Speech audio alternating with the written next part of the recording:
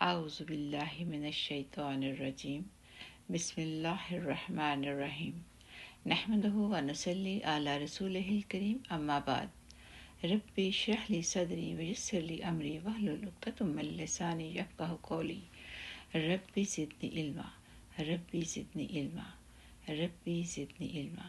عزیز بہنوں اور بھائیوں، السلام علیکم ورحمۃ اللہ وبرکاتہ۔ سورۃ التغابن، خلاصہ اور ترجمہ۔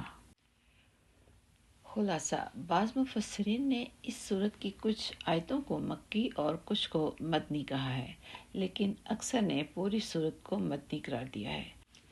البتہ اس کے مضامین مکی صورتوں کی طرح اسلام کے بنیادی عقائد کی دعوت پر مشتمل ہیں۔ اللہ تعالیٰ کی قدرت کاملہ کے حوالے سے توحید، رسالت اور آخرت پر ایمان کی دعوت دی گئی ہے، اور پچھلی امتوں کی تباہی کے اسباب بتاتے ہوئے توجہ دلائی گئی ہے کہ ہر انسان کو اللہ تعالیٰ کے رسول برحق اور ان پر نازل ہونے والی کتاب پر ایمان لا کر آخرت کی تیاری کرنی چاہیے، اور اگر انسان کے بیوی بچے اس راستے میں رکاوٹ بنے تو سمجھنا چاہیے کہ وہ انسان کی خیر خواہی نہیں، دشمنی کر رہے ہیں۔ سورت کا نام آیت نمبر 9 سے ماخوذ ہے، جس کی تشریح اسی آیت میں آ رہی ہے۔ یہ سورت مدنی ہے اور اس میں 18 آیتیں اور 2 رکوع ہیں۔ بسم اللہ الرحمن الرحیم۔ آسمانوں اور زمین میں جو چیز بھی ہے وہ اللہ کی تسبیح کرتی ہے، اور بادشاہی اسی کی ہے اور تعریف اسی کی، اور وہ ہر چیز پر پوری قدرت رکھتا ہے۔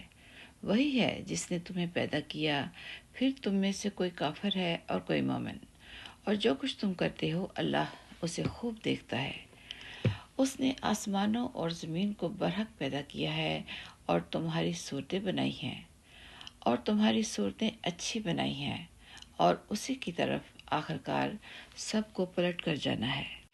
آسمانوں اور زمین میں جو کچھ ہے وہ اسے جانتا ہے، اور جو کچھ تم چھپ چھپ کر کرتے ہو اور جو کچھ کھلم کھلا کرتے ہو اس کا بھی اسے پورا علم ہے، اور اللہ دلوں کی باتوں تک کا خوب جاننے والا ہے۔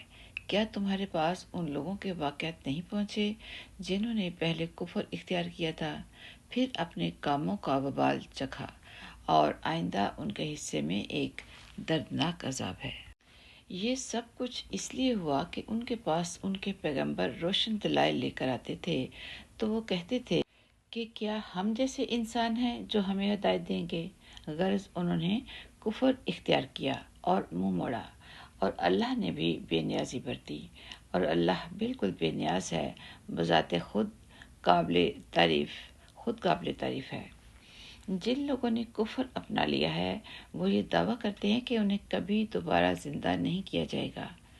کہہ دو کیوں نہیں، میرے پروردگار کی قسم تمہیں ضرور دوبارہ زندہ کیا جائے گا، پھر تمہیں بتایا جائے گا کہ تم نے کیا کچھ کیا تھا، اور یہ اللہ کے لیے معمولی سی بات ہے۔ لہٰذا اللہ پر اور اس کے رسول پر اور اس روشنی پر ایمان لاؤ جو ہم نے نازل کی ہے، اور تم جو کچھ کرتے ہو اللہ اس سے پوری طرح باخبر ہے۔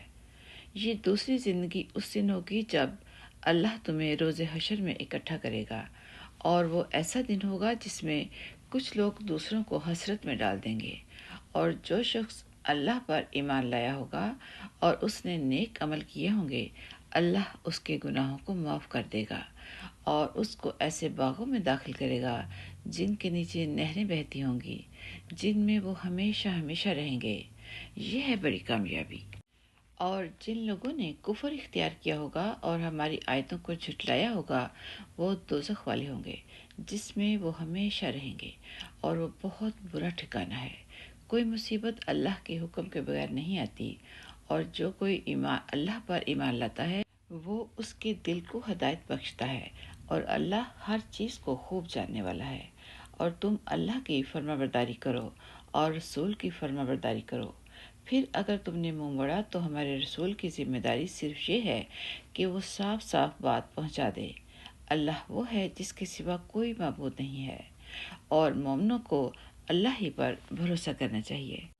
اے ایمان والو، تمہاری بیویوں اور تمہاری اولاد میں سے کچھ تمہارے دشمن ہیں، اس لیے ان سے ہوشیار رہو، اور اگر تم معاف کر دو اور درگزر کرو اور بخش دو تو اللہ بہت بخشنے والا، بہت مہربان ہے۔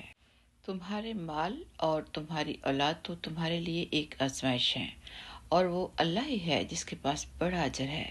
لہٰذا جہاں تک تم سے ہو سکے اللہ سے ڈرتے رہو اور سنو اور مانو۔ اللہ کے حکم کے مطابق خرچ کرو، یہ تمہارے لیے ہی بہتر ہے۔ اور جو لوگ اپنے دل کی لالچ سے محفوظ ہو جائیں وہی فلاح پانے والے ہیں۔ اگر تم اللہ کو اچھی طرح قرض دو گے تو اللہ تمہارے لیے اس کو کئی گنا بڑھا دے گا اور تمہارے گناہ بخش دے گا، اور اللہ بڑا قدردان، بہت بردبار ہے۔ وہ ہر بھید کا اور ہر کھلی ہوئی چیز کا جاننے والا ہے، بڑے اقتدار کا، بڑی حکمت کا مالک ہے۔ سبحان ربک رب العزت عما یصفون وسلام علی المرسلین والحمد للہ رب العالمین۔ السلام علیکم ورحمۃ اللہ وبرکاتہ۔